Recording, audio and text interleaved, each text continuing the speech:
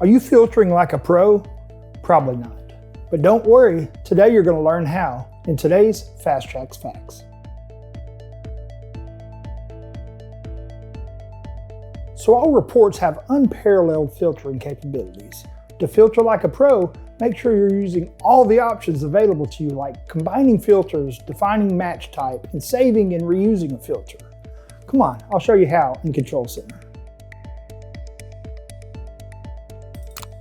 Once in Control Center, any report that has a filter, you can change to Custom Filter and click Manage. In this pop-up, you can actually filter by multiple things simultaneously, such as departments and tags, or tags and vendors, or departments, tags, and vendors.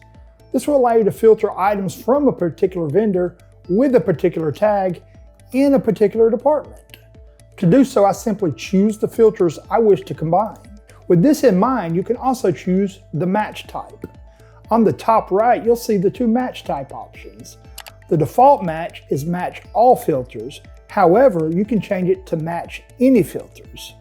The difference in the two is match all filters, meaning each item must match all of the combined filters to be included, allowing you to quickly dial into the exact data you want, while match any only says if it matches any of these filters, be included, so it's a little more broad.